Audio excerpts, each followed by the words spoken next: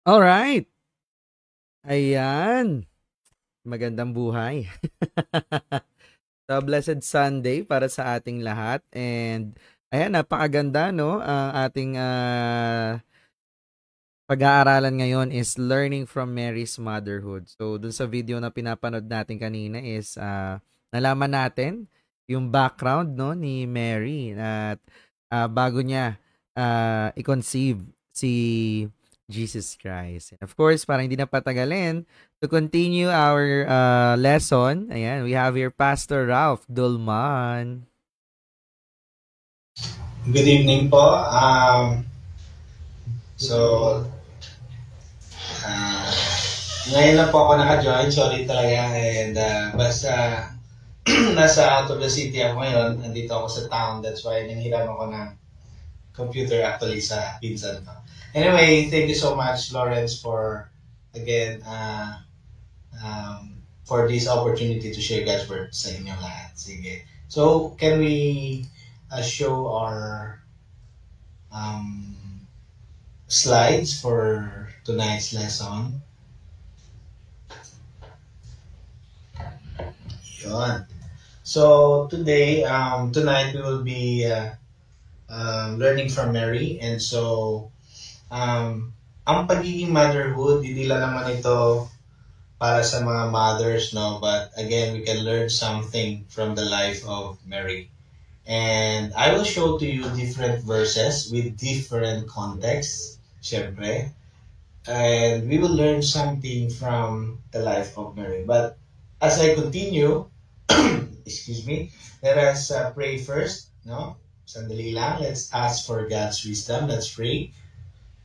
Panginoon, we pray that you give us wisdom and be with us as we go to your word, as we seek your word, listen to your voice. And Lord, we pray that you empower us through the Holy Spirit so that we can apply all these things that we are learning from the life of Mary. Thank you so much for everything, Lord. In Jesus' name, amen. Now, yung unang verse na babasahin natin is from Luke chapter 2, verse 19. And mag-jump tayo sa verse 51. Bakit ko sila kinonect? Because pag binasa natin, basahin natin, but Mary treasured up all these things and pondered them in her heart. So ano ba yung pinonder niya dito? Kung babasahin natin, ito yung mga things na hindi niya maarok lahat, no? Hindi niya ma-imagine lahat ng mga nangyayaring miracles sa kanyang buhay bilang earthly mother ng tagapagligtas. So, Mary treasured all these things sa kanyang heart, no? So, sabi niya siguro, tatago ko muna sa puso ko. Na? Di ba sa atin ngayon, pag meron tayong importanteng mga pictures, ipopost natin sa social media, pero ang nasa isip natin, kasi gusto kong balikan yan later. Or may quotation tayong gusto mong isend sa sarili mong chat, sa pangalan mo rin, di ba? Minsan may mga importante kayong quote na nakita, gusto nyo i-save ito at i-post later. So, ang ginagawa nyo, sinisend nyo ito sa sarili nyo messenger, tama ba? Para later, babalikan mo. So, ganun din naman si Mary. Para sa kanya, tatago niya muna sa heart niya kasi hindi niya lahat maintindihan or maarok. Hindi niya lahat makita yung kabuuang picture. That's why every time na may mga miracles or good things or mga important life events bilang mother ng tagapagligtas ng mundo, tinitreasure niya sa kanyang heart. Sa 51, ito naman yung, then Jesus went down to Nazareth with Mary and Joseph, with them. Na? Mary and Joseph, yan. And was obedient to them, but his mother, si Mary yun, treasured all these things in her heart. Inulit-ulit. Kanina, pondered them in her heart. Ngayon, treasured all these things in her heart. Ang nangyari dito sa 51, ito yung time na nagpaiwan si Jesus sa temple. Naalala nyo? 12 years old si Jesus, nagpaiwan siya sa temple. Uwian na dapat yun. Tapos na yung Passover. If I'm not wrong, Passover festival. Nagpaiwan pa siya. No? Basta merong pista that time sa Israel. I-research nyo na lang kung anong pista yun. Dapat uwian na lahat, pati ang kanyang family and friends and relatives, pero si Jesus iwan sa temple. So, ang nangyari, after one day na travel, bumalik pa ulit si Mary at si Joseph sa temple sa Jerusalem para hanapin siya. At nakita niya nga, nandun si Jesus, 12 years old, teenager pa lang, magti-teenager si Jesus. Talagang grabe yung desire niya to learn God's Word. At nakikipag-share siya ng mga wisdom sa mga priests, sa mga rabbis, sa mga teachers of the law. So, ganun siya lang. And sabi ni Mary, bakit mo nagawa ito sa amin? Alam mo ang sagot ni Jesus? Mother, hindi niyo po ba alam na dapat nandito ako sa bahay ng aking ama? Nandito ako palagi sa temple. So, niremind ni Jesus si Mary na yes, bata pa po ako, pero sana po, bigyan niyo po ako ng opportunity na mag-learn more about the word of my Father. No? So, si Mary, namangha sa wisdom ni Jesus, no? And after that, si Jesus naging obedient pa rin sa kanila sa verse 51. Tingnan niyo naman. He went with them and was obedient to them. Sinong them? Yung kanyang mga parents. Now, this time, pinapakita ni Jesus na respectful pa rin siya bilang anak sa kanyang mga parents. Ha? So what can we learn from here sa kay Mary? Every time na merong wisdom na sasabihin si Jesus or correction or mga word from the Word of God and the wisdom from the Scriptures, talagang hindi man maintindihan ni Mary, pero siya po ay nagponder sa salita na kanyang naririnig sa kanyang anak na si Jesus Christ. Earthly mother lang si Mary. Number one, we can learn from Mary, number one, is we should place great value on the Word of God.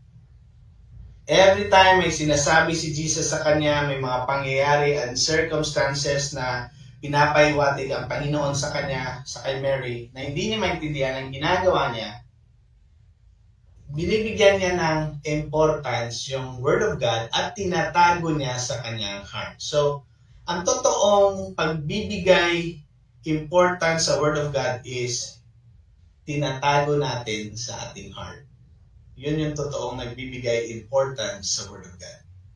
So, diba, tama ba na pag mayroong mga taong importante sa buhay natin, nilalagay natin sa ating mga puso? Tama ba yan? Na kahit wala na sila, tatandaan natin kung anong ginawa nila, isa sa buhay din natin ay mga magagandang ginawa nila. So, ganun din naman sa kay Mary. Yung Word of God, tinago niya palagi sa kanyang heart.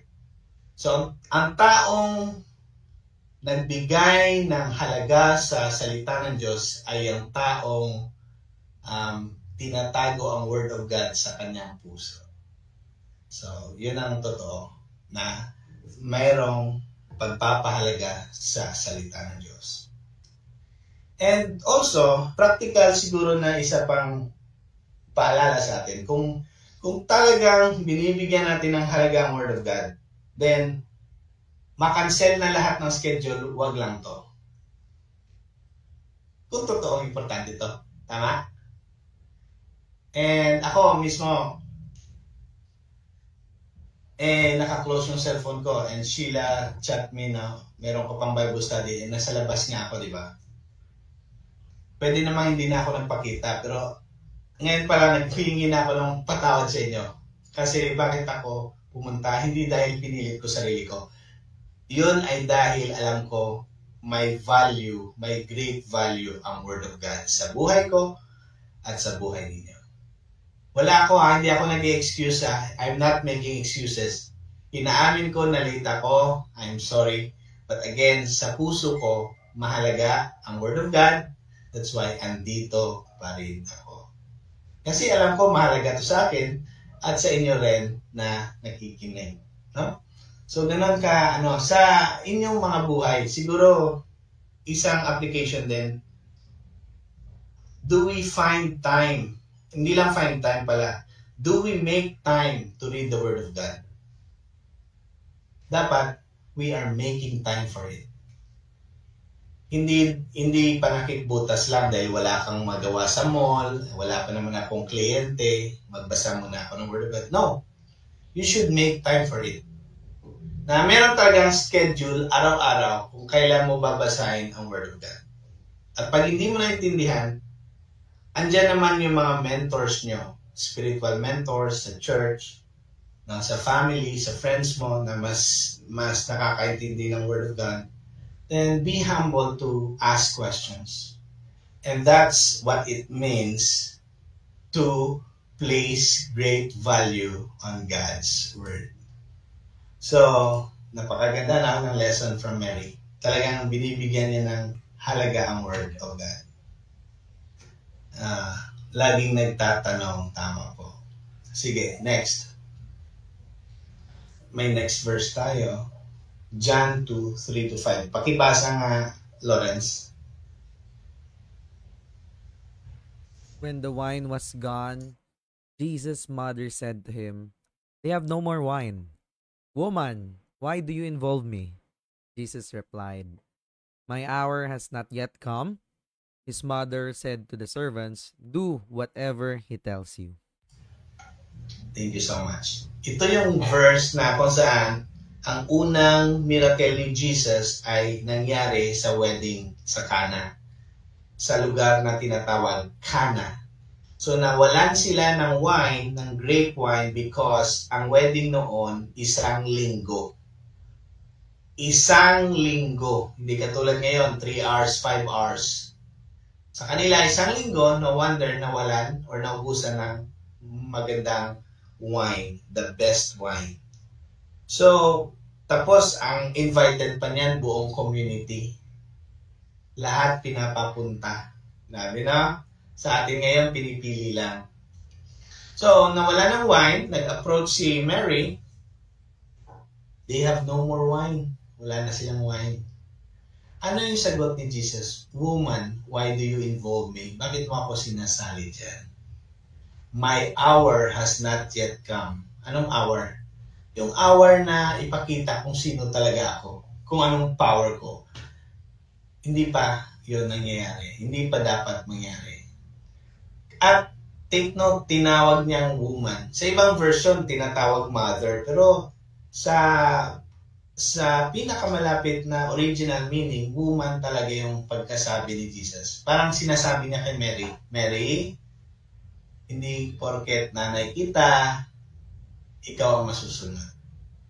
That's why sinabi niya woman. Respectfully, woman, hindi pa dapat ako magpakitang gilas. Nag-react ba si Mary? Hindi. Nag-submit si Mary. Sabi ni Mary sa verse 5, sa mga servants na tutulong, na kukuha ng lagayan ng tubig, at sabi doon ni Mary, "Do whatever he tells you." Kung anong sasabihin ni Jesus, gawin niyo. Si Mary, hindi siya nag-react ng negative. Sinunod niya, nag-submit siya, na ang masusunod si Jesus. Take note sa mga nakikinig dito ngayon. Again, sinong masusunod? Si Mary o si Jesus? Sabi ni Mary, his mother said to the servants, "Do whatever he tells you." Ito yung malalim na theology. This is a deep theology. And Mary is showing to us na ang masusunod si Jesus, hindi si Mary. Naintindihan nyo? Naintindihan nyo? O, mamaya na mag-react. Okay. Again, ang masusunod si Jesus, hindi si Mary. Si Mary mismo nagsabi sa verse 5. Nabasa niya? Hindi na kailangan ng malalim na pag-iisip. Obvious eh. That's why, tawag ni Jesus sa kanya this time, woman. Walang padre-padrino dito. Hindi porket kayo ang nanay ko, pagbibigyan ko kayo agad. Kaya nga tinawag niyang woman eh. Respectfully pa rin. Pero pinapakita kay Mary, pantay-pantay. Kung magbibigay man ako ng blessing, ako ang magde-decide. Kung sasagutin ko man ang prayer ninyong lahat, hindi yun dahil magaling kayo or nagsimba kasi kayo or magaling kayong Kristiyano. Hindi. Darating ang blessing na para sa'yo based on the grace of Jesus Christ only. Hindi yan hindi ka i-answer ni Jesus kasi magaling kang Kristiyano. Kasi mas magaling ka magsimba, mas magaling ka magbasa ng Bible. The Lord performs a miracle in your life based on His grace alone. Nothing else, nothing more. It's not based on your performance. It's based on His performance. Eh, Jesus yun ha. Hindi yun sa atin ng glory. So, what can we learn from Mary? So, si Mary, sumusunod kay Jesus. Hindi lang siya nakikinig. Ibig sabihin, kanina, we should place great value in the Word of God. Number 2, we should pursue to obey the Word of God. Hindi lang tayo dapat nagbigay importance sa Word of God, kundi i-obey pa natin. Si Mary nga, nagsabi, do whatever He tells you. Hindi madali ito ha. So kahit ano pa yung ipapagawa ni Lord sa'yo, huwag mo nang questionin. Wala tayong karapatan magtanong kay Lord, Lord, bakit mo naman pinapagawa sa akin to? Hirap-hirap eh. Pwede ba good na lang lahat? Positive na lang mangyari sa buhay ko? Hindi eh. Hindi ganun mag-work si God. Minsan at maraming beses, ipapagawa ni Lord ang mga ayaw mong gawin. Sa totoo lang, mahiyain akong tao. Ni humawak ng mic nung kabataan ko, ayaw kong humawak ng mic. Nahihiya akong marinig ang sarili kong boses. Nagki-cringe ako pag narinig ko boses ko. Pero wala akong magagawa. Tinawag niya akong maging pastor. Na kahit mahihiyain ako, yun ang dapat i-obey ko. Kasi tinawag akong maging pastor eh. So, most of the time, the Lord will will command you to do the things you hate to do. Lalo na if that thing will give Him glory. Lord, ang hirap ng pinapagawa mo, i-forgive ko siya na lang, siya nakasakit sa akin eh. Hindi ganun eh. Hindi porket siya nakasakit, siya mag-sorry. Tayo nagkasala eh. Sino pang pumunta sa world? Si Jesus pa rin. Tayo na yung mga nakaagrabyado, hindi niya hinintay na, mag-sorry nga kayo bago ako pupunta ng earth. So, ganun din naman sa atin. Maraming tao nakasakit sa atin. Minsan, sasabihin natin, mag-sorry muna siya bago ako mag-sorry. Hindi ganun. Si Jesus nga hindi tayo hinintay magbago eh. Hindi tayo hinintay mag-sorry. Siya na nga ang pumunta sa world eh. Kahit wala tayong kwentang mga tao. So, hindi ganun nasabihin mo, siya na lang palagi nakakasakit sa akin eh. Sumusobra na siya. Siya dapat muna mag-sorry bago ako mag-sorry. Hindi ganun. It's not about who made the first move. It's always about unahan mo na. Mali yung sinabi ko. It's not about sinong nakasakit. It's not about who caused the problem. It's not about who did the wrong thing. It's not about it. It's about who forgave first. Si God nga, nag-forgive sa atin eh. So, ganun din tayo. Huwag na natin hintayin. Pero may tanong ang karamihan. Pastor, paano kung abusado? Ifo-forgive ko pa rin ba? Bago mo bilangin yung kasalanan ng taong yon, bilangin mo rin ang kasalanan mo towards God. And God forgave you anyway. Minsan mini-mention natin yung ginawa niya. Ilan? Pastor, di ko mabilang yung taksil niya sa akin eh. Ang dami niyang ginawa. Pinatawad ko na yun ng ilang beses, Pastor. Ayoko na. Bago mo bilangin yung ginawa niyang mali, ikaw din. Ilan na yung ginawa mo mali towards God. Pero God forgave you when you repented over your sins. So mag-repent tayo. So, Pastor, paano mo masasabi na hindi ko na siya ipa-forgive kasi sumusobra na? Alam mo kung tatanungin mo si Jesus, sabi niya, forgive 70 times 7. Forgive 70 times 7 or 7. Ilan nga yun? Ano nga yan? Ilan yan? Ilang beses na mag-forgive? 70 times 7? Ilan? Na-remember niyo, sinabi ni Jesus, paano daw mag-forgive? 70 times 7, tama ako? Hindi. Grabe, no? So, 70 times 7 a day. Grabe, no? Kaya sabi ni Peter, kung mabasahin mo yung buong konteksto nun, Lord, grow our faith. Dagdagan mo yung faith namin. Parang mahirap yung pinapagawa mo mag-forgive 70 times 7. Palakihin mo yung faith namin kasi wala kaming faith to do it. No? Kaya nga when the Lord commands us to do something, huwag ka na magtanong bakit. Just obey. Yun ang totoong nagpapahalaga sa salita ni Lord. Okay, let's go to another verse and we will learn more about the motherhood of Mary. Sinabi sa Luke 1:34-38, "How will this be?" Mary asked the angel, "Since I am a virgin." Hindi pa naman kami kasal ni Joseph. Paano ako mabubuntis? Hindi pa naman kami nagsiping. Fiancé ko pa lang siya. The angel answered, "The Holy Spirit will come on you, Mary, and the power of the Most High will overshadow you." Lahat na imposible mong gagawin na ni Lord. That's why the Holy One to be born will be called the Son of God. Even Elizabeth, yung pinsan mo, magkakaroon siya ng child in her old age. And she, who was said to be unable to conceive, ang sinasabi nilang baog na si Elizabeth, actually, nasa 6 months na siyang nagdadalang tao. Bakit? For no word from God will ever fail. I am the Lord's servant, Mary answered. Ako'y lingkod ng Diyos. Naniniwala na ako. May your word be fulfilled in my life. May your word to me be fulfilled. Grabe, no? And the angel left Mary. Naniwala na siya. Imposible. Wala pa silang sexual relationship ni Joseph, pero meron na siyang baby.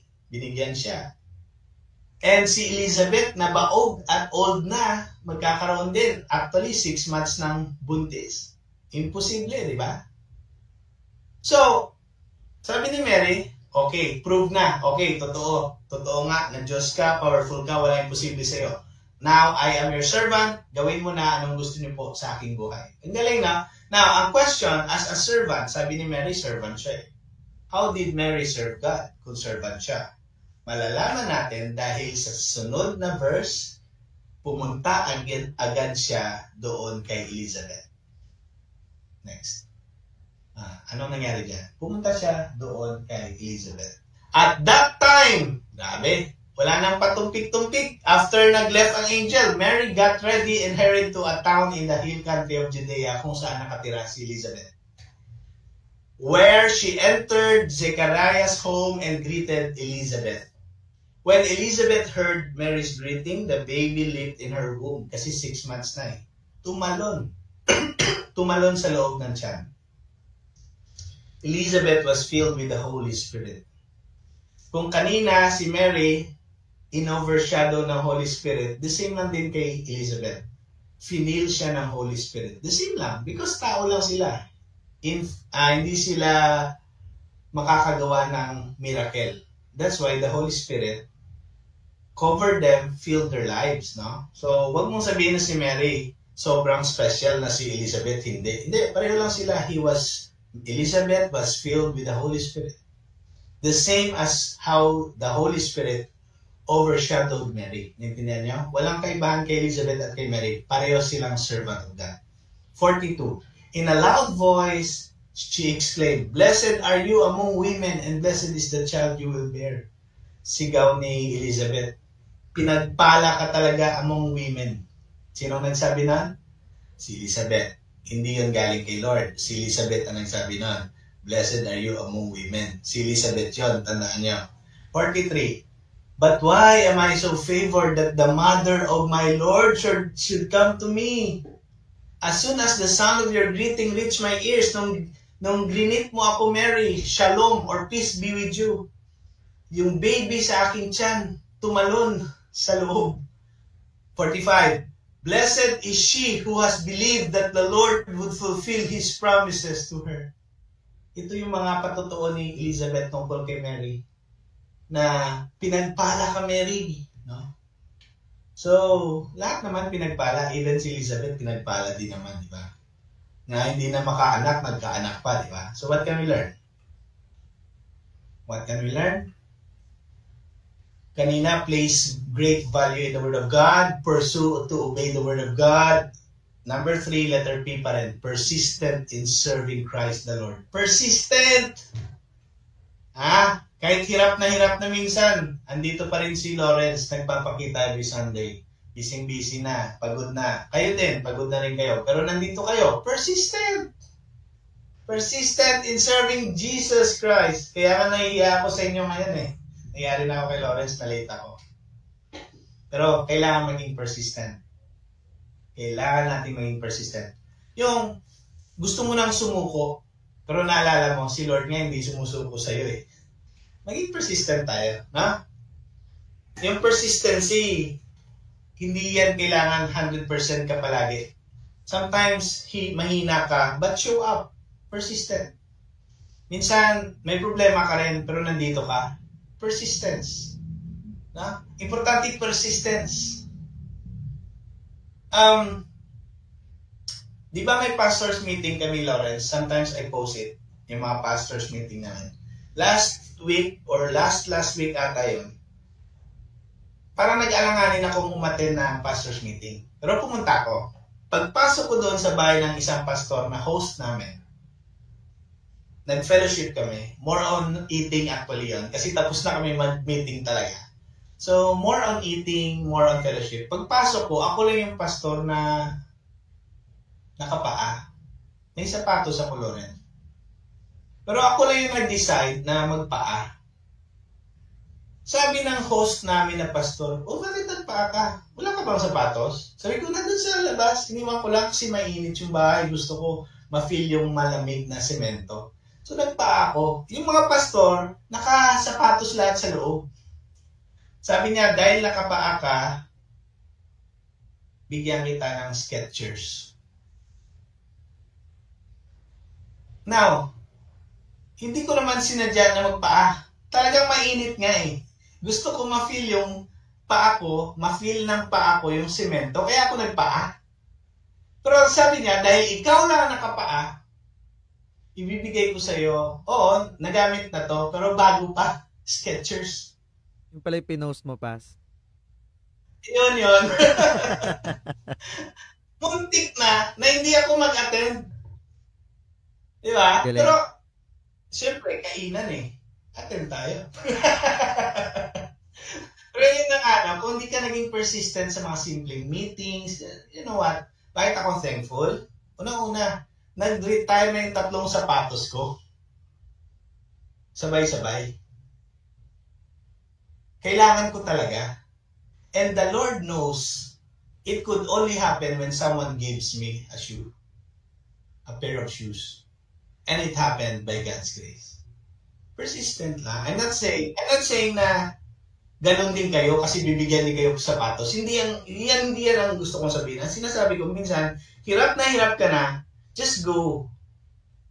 Show up. Persistence. Ito pa, last Sunday, may 3 tumanggap kay Jesus, right? Saturday, na-discourage ako, Lawrence. Aminin ko sa inyo. Na-discourage ako. Sabi ko, may worth din ba? Worth din ba yung ginagawa ko? Pagka Sunday, 3 soul ang tumanggap doon sa isang outreach natin last week. At na-encourage tuloy ako na magpatuloy ulit. Persistence. Kung hindi ako pumunta, di ba? May naniwala kaya kung di naman ako nag-preach?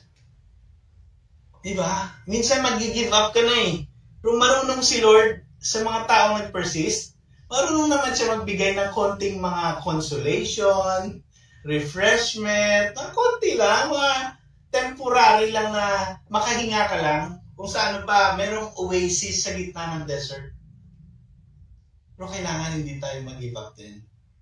We need to endure until the end. Hindi pwede hanggang gitna lang. Diba?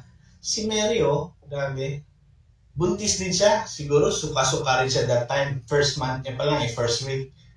pero kailangan niyang tulungan si Elizabeth dahil 6 months na buntis si Elizabeth. So, may 3 months pa siyang assistance kay Elizabeth. Nagstay siya doon 3 months para tulungan si Elizabeth. Persistent in serving the Lord.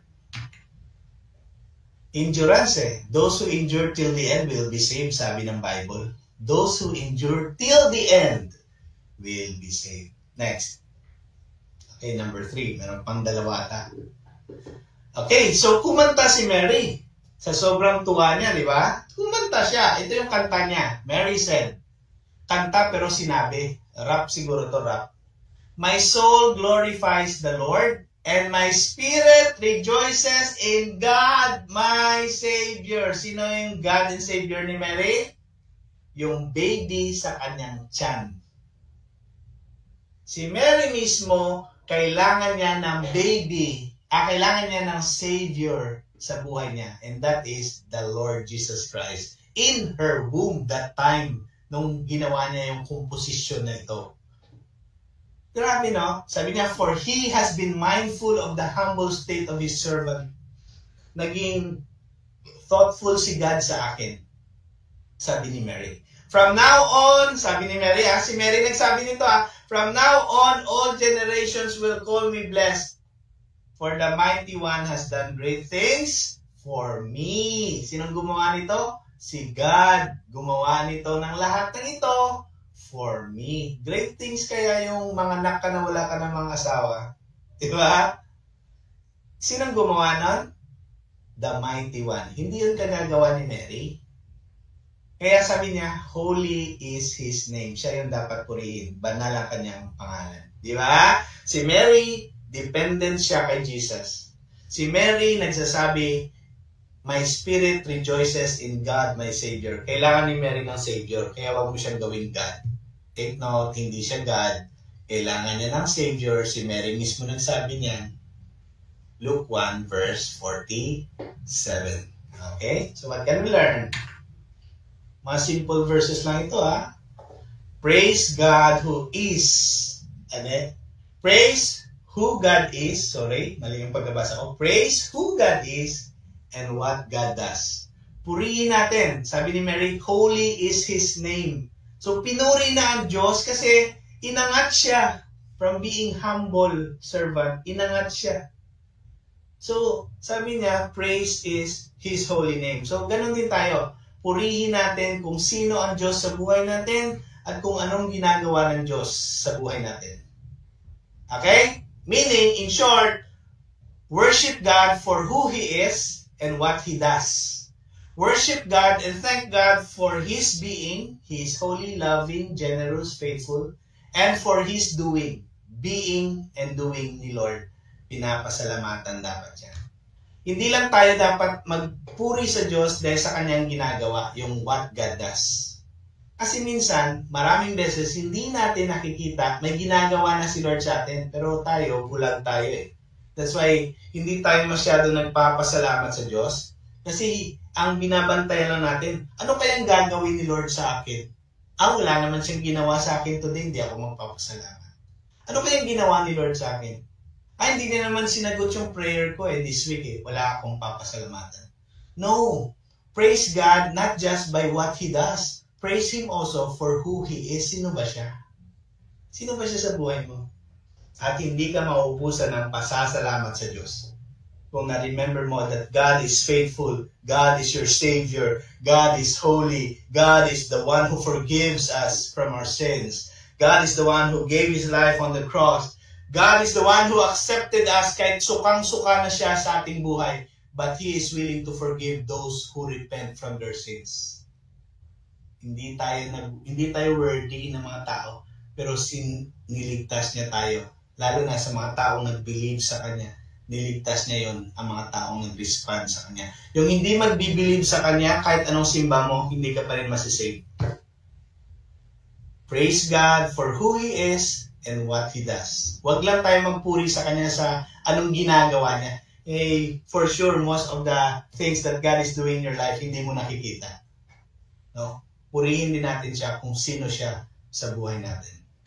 Last verse. Nung crucify na si Jesus Christ sa cross, according sa Gospel ni John, sa 19 verse 25, near the cross of Jesus stood his mother. Sino yan? Si Mary. And his mother's sister. Sinong sister ni Mary? And Mary, the wife of Clopas, and Mary of Magdala, or Mary Magdalene. Puro pala Mary nandun. Puro pala Mary yung pangalan ng unang panahon, no?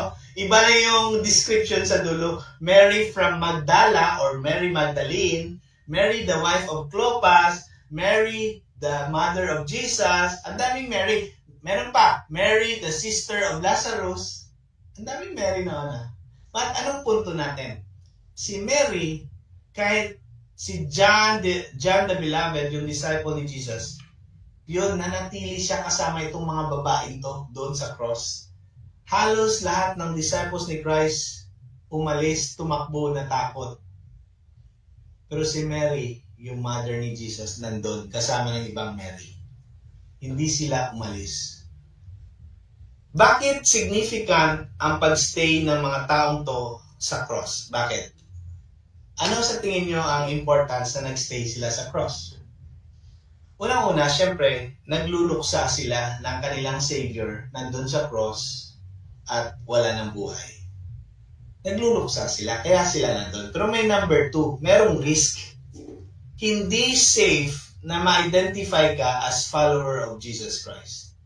So kung nandun ka, nagstay ka beside the cross of Jesus, nandun si Jesus, nakaganon, nakapako, wala ng buhay, at ikaw ay nandun, siyempre, anong sasabihin ng mga kalaban ni Jesus? Uy, kasama pala ni Jesus yung mga yan. Risky na ma-identify ka na follower ka ni Jesus, pero si Mary naging matapang, lalo na. Anak niya ito. Earthly mother siya ni Christ. Ha? So, hindi siya umalis. Kasama ng iba pang mga babaeng tinulungan ni Jesus, niligtas ni Jesus. So, what can we learn from here? Ito na yung last.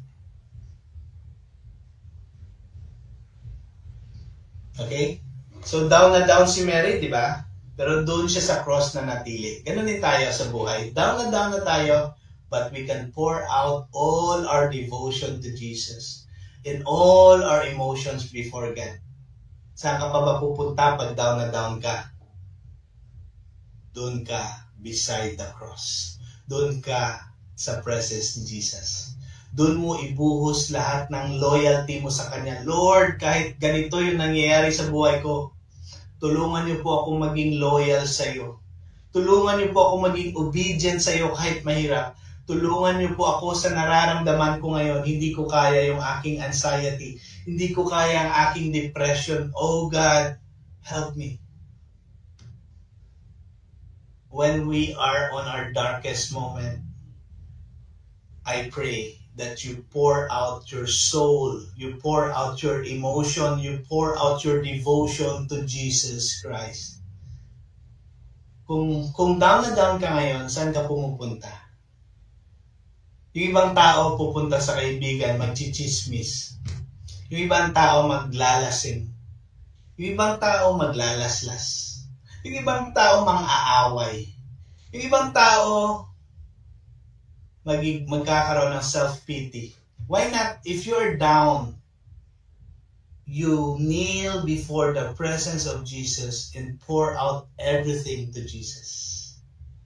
Kasi mahalaga kay Jesus yung intimacy sa Kanya. Diba sabi ng isang verse sa Bible, cast all your cares upon Him, for God cares for you. Sinabi niya, take note, cast all your cares. Lahat. Huwag mo nang iwanan yung konti.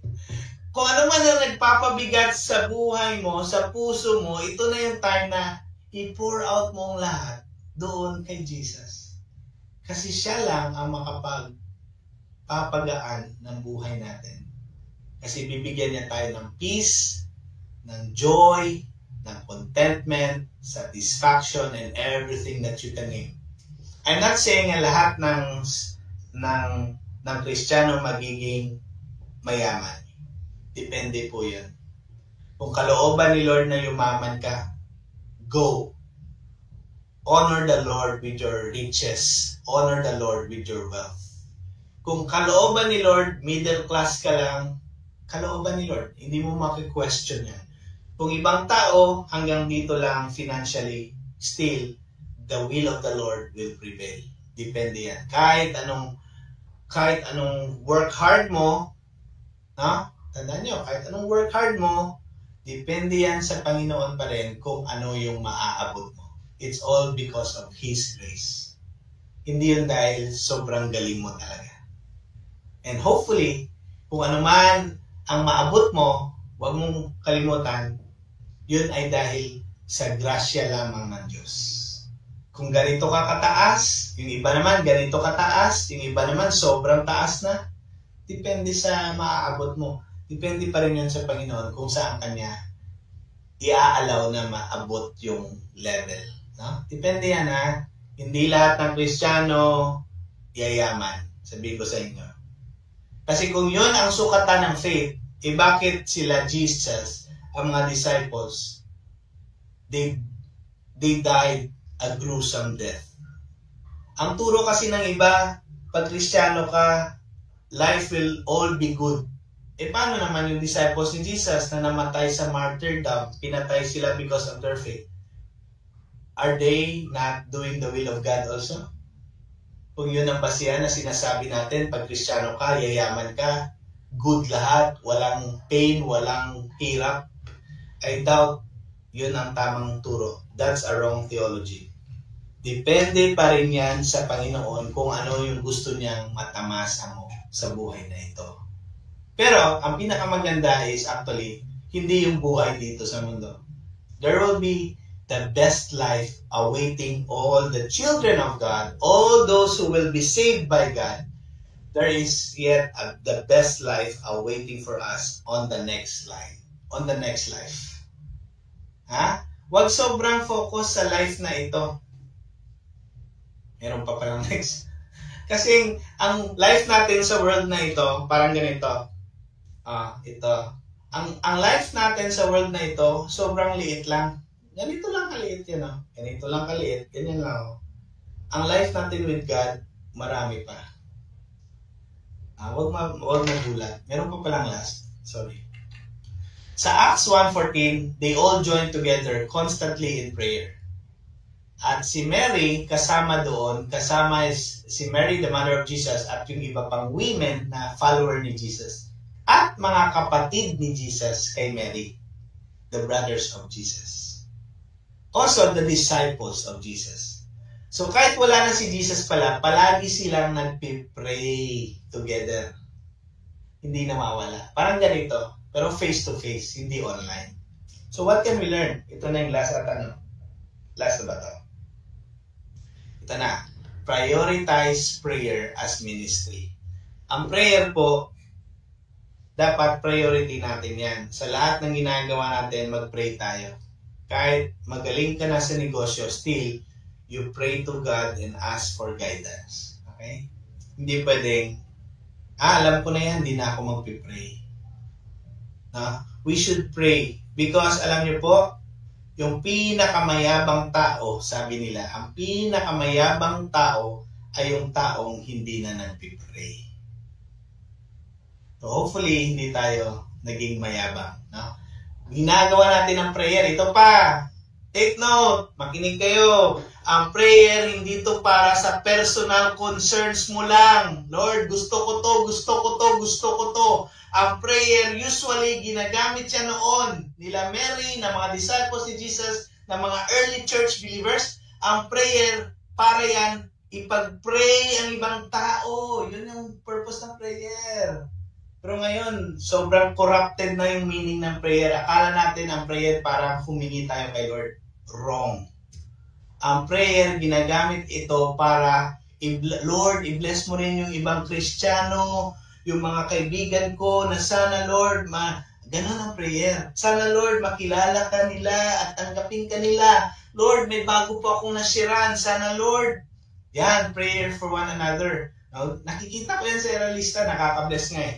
So, sana Lord, may masiran pa akong ibang tao. Lord, ingatan niyo po yung missionaries namin na pumunta doon sa delikadong lugar. Yun ang ibig sabihin ng prayer noon. praying for others. Anong proof ko na sinasabi ko, ang prayer ay ministry? At dapat for others. Ito yon. Nakita nyo ang mahabang prayer ni Jesus sa Gethsemane bago siya aristuhin? Ang prayer niya doon, all about sa glory ng Father and also all about sa magiging believers later. And also sa mga disciples niya na alam niya magsasuffer. Pinag-pray niya ang maraming Kristiyano, lalo na yung mga future generations na maniniwala pa sa Kanya. Kasi sabi niya, Lord, pinag-pray ko na sila in advance. Yung mga souls na tatanggap sa akin, sila po ay bigay mo sa akin. Ingatan niyo po sila. Grabe ang prayer ni Jesus, di ba? Most of it are His prayers are offered for others. Ibig sabihin nun, intercession. Siyempre, may prayer din naman para sa sarili. Na, Lord, sana po, tulungan niyo po ako, lumago yung negosyo ko. Meron din naman para dyan. Pero ang prayer nga, hindi yan para lahat sa ating sarili. Na? Selfish naman, kung gano'n. Again, tama yun sabi ni Lawrence, prayer for one another. Meron pa ba next? Now, ito yung mga lahat ng reflections. Pakita mo na. How vital is God's Word in your life? No? How do we obey God's Word? Kung importante ang Word of God, ino-obey ba natin? How persistent are we in serving Christ? Pag komportable ba tayo, we are serving Christ. Pag hindi na ba tayo komportable at hindi na tayo nabibigyan ng atensyon ni pastor, hindi na tayo magsaserve? What are the basis in praising God? Lahat ba, ang basihan lang ba ng pagpuri mo sa Diyos ay yung mga answered prayers? Pwede din naman purihin si Lord sa mga hindi dumating na prayer kasi protection ni Lord yun sa'yo kaya hindi niya binigay sa'yo. Alam ni Lord, hindi niya ibibigay yun kasi mapapasama ka doon. Ano pa? How is our intimacy with the Holy Spirit? Like si Mary, hindi siya umalis sa gilid ng cross. Naging intimate pa siya lalo kay Jesus. And number 6, how do we make prayer our priority? Huwag lang tayo mag-pray kung nasa bingit na tayo ng kamatayan. Huwag na tayo mag-pray lang kung wala na tayong pagkain sa hapagkainan. Sana hindi lang ang prayer natin para sa sarili. Sana pinagpipray din natin yung Lord, yung mga kapitbahay ko, sana i-bless nyo rin sila para gamitin mo rin akong maging blessing sa kanila. Mga ganon na. Hindi lang puro sa sarili. So, for tonight, ang dami nating natutunan kay Mary, no? Hopefully, may natandaan kayo kahit isa lang. Thank you so much for your time. Salamat po. Again, praise God for this opportunity that I was able to encourage you and to remind you the Word of God about the life of Mary. Thank you so much.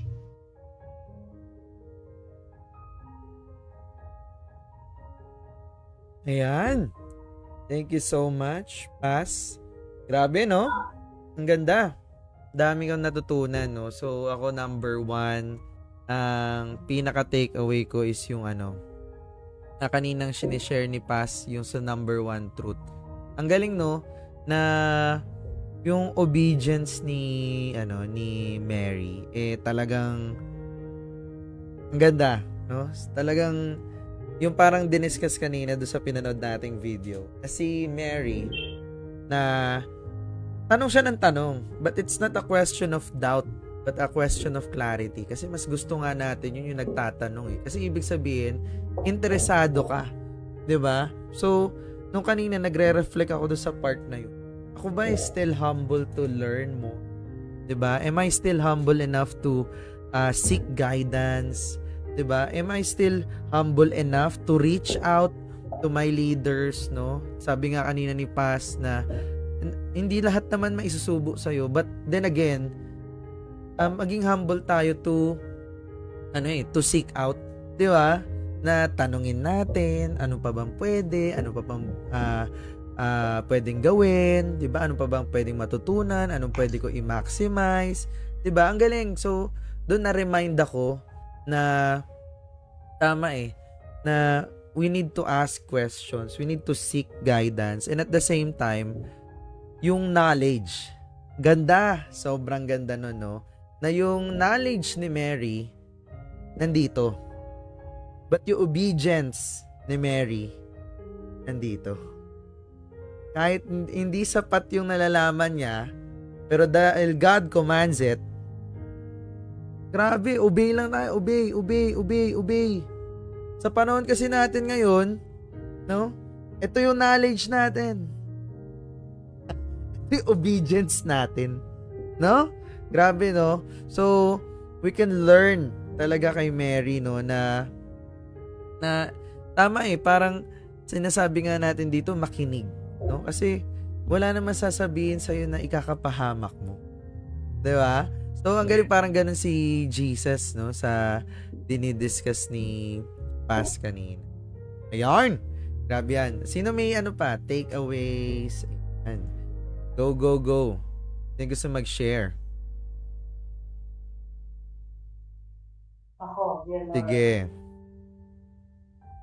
Good evening. Si Mary sa akin is like a model.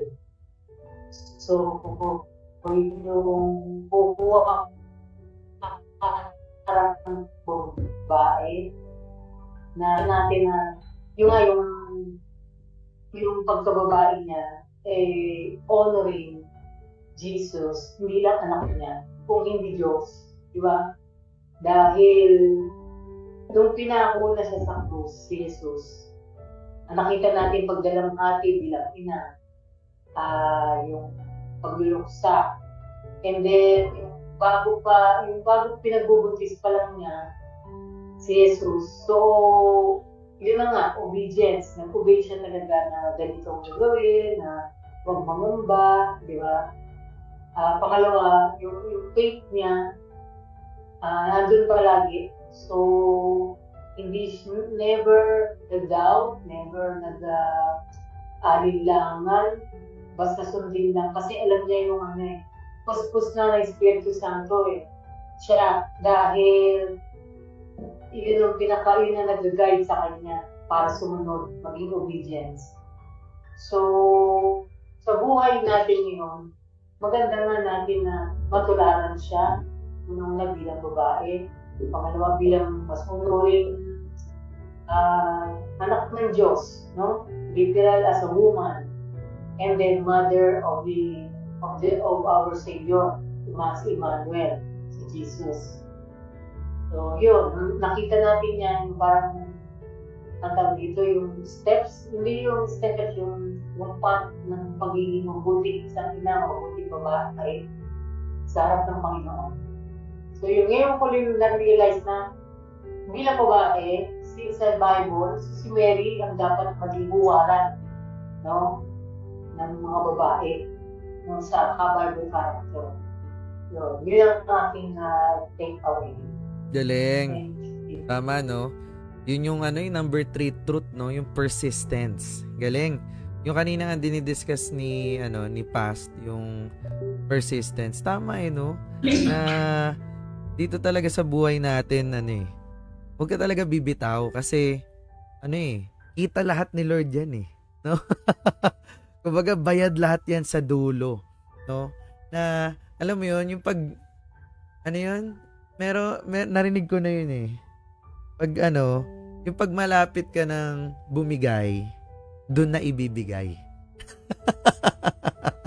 Pag malapit ka ng bumitaw, 'di ba? Ayun na Doon na malapit na 'di ba? Kaya sobrang ganda ng part na 'yon, no?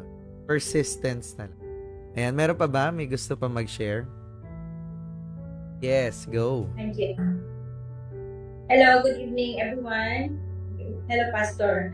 So, magandang reminder ito sa akin yung place great value of God's Word. So, napaka-gandang message ito sa akin, Pastor, dahil minsan nga may time talaga na admittedly, I take for granted.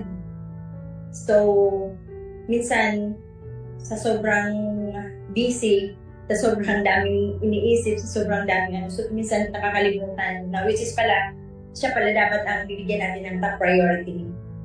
At the same time, yung ipo-pour out talaga natin yung devotion natin sa Kanya wholeheartedly. Thank you, Pastor. Tama, no? Yung sa mga busy. Ay, siyempre, hindi na ako magtatago. Isa ako doon. I'm guilty of that as well, no? Tama eh. Yung pagka busy-busy mo, dami mo schedule, client, meetings with partners, mentoring, pero parang siya pa yung ano eh, no? Siya pa yung nagiging extra. Na, saan ko kaya isisingit? Yung pag ano, no?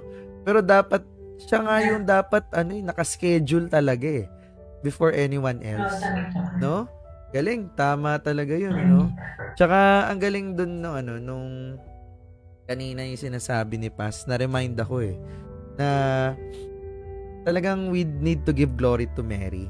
I mean to Jesus. Kasi, ano eh, di ba, yung minsan nagpe-pray tayo, Mama Mary, ganito sana, ganito, ganyan, no? So, we must put our faith, si Mary nga, ang faith niya kay Jesus eh. Diba? So, dapat tayo din. Diba? Na, ang hilig kasi natin, no, kadalasan napapansin ko lang na, kung kanin-kanina tayo nagpe-pray. Diba? Minsan nga, pag ano eh, kahit yung mga pumanaw na, diba, na parang, ganito, guide mo po kami. Diba? Yung mga recent na nag-pass away, guide nyo po kami dyan sa heaven. Yung mga ganito. Diba? So, dapat ang prayer mo, diretso na kay Lord. Diba? Kung kanino ka pa dumadaan eh, may direct access ka na nga kay Lord eh. So, yun. Ayan. Sino ba? Sino pang gustong mag-share? Meron pa ba? Wala na?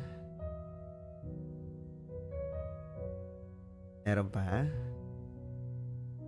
Last call. Alright. Ayan. So, thank you so much everyone sa mga... Ayan, may humabol pa. Ayan, may share ka? Jelfroy? Ha? Yan. Wala audio.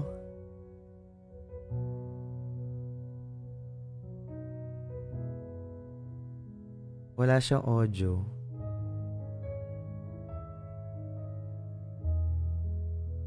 Okay. Go. Sino yung kumonek? Si Eliza?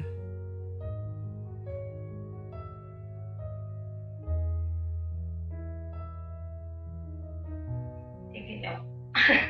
Hello po. Blessed evening po, everyone. Naman ako ginagawa. Naririnig po ako. Yes. Siguro dun, ayun, sobrang na-bless lang din ako sa life talaga ni Mary.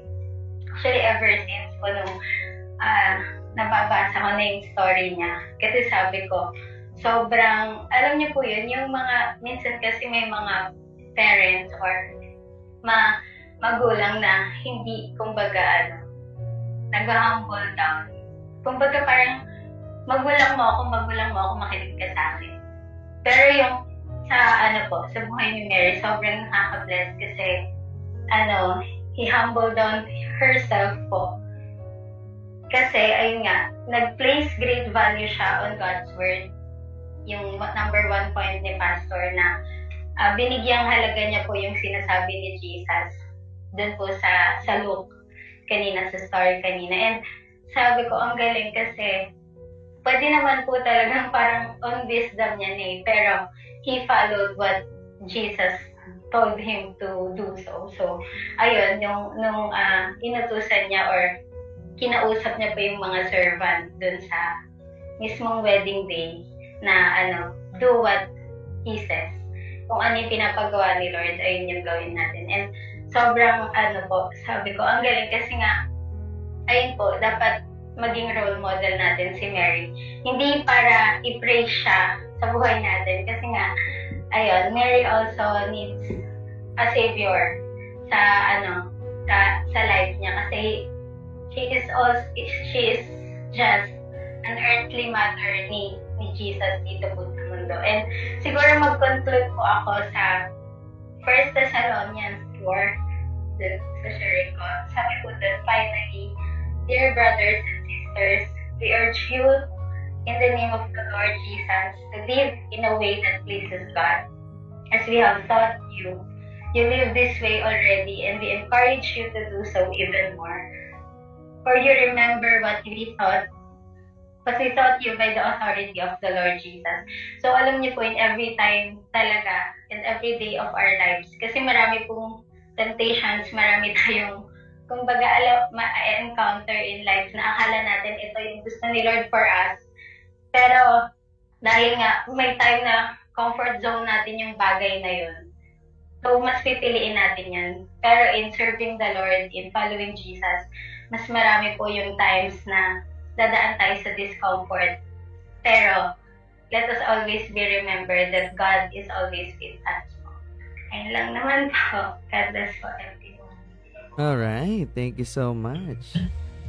Okay, back to you pa. Ay, si ano? Yes, next si Jill Froy. Ikaw na.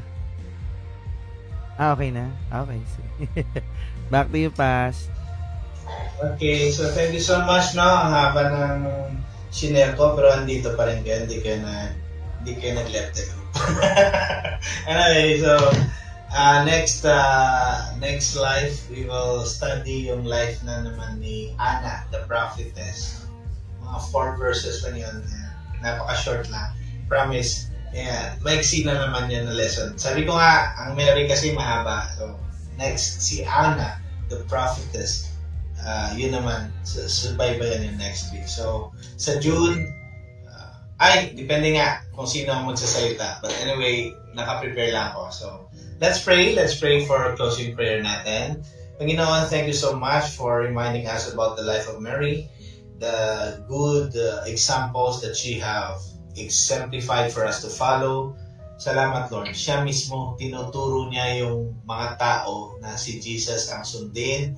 Whatever Jesus tells you, do it. Si Mary, ang buhay niya, tinuro niya si Jesus. Tinuro niya sa ibang tao na si Jesus ang dapat lapitan, si Jesus ang pinapakinggan, si Jesus dapat ang sinusunod sa ating mga buhay. At kay Jesus din dapat tayo mag-approach, kay Jesus din tayo mag-pray, kay Jesus din tayo mag-pour out ng ating mga kabigatan sa puso, because only Jesus can give us peace. Kaya nga sabi ni Jesus, come to me and I will give you rest.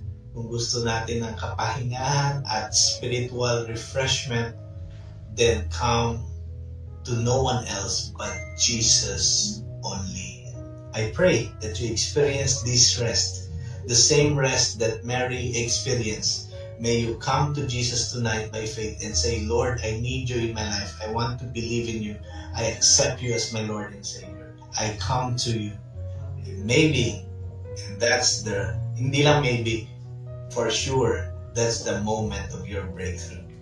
Lord, I pray that you bless every one of us, bless our families, our marriage, our plans, our business, whatever we are doing in life, whatever the calling you have called us to do. Bless us, Lord, to be a blessing to many others. In the name of the Father, of the Son, and of the Holy Spirit, we pray. Amen and amen. God bless you all. Thank you so much. Thank you, Pastor. Picture.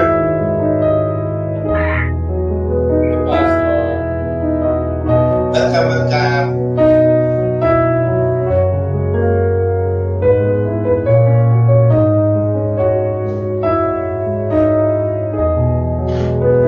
Bye. Good night.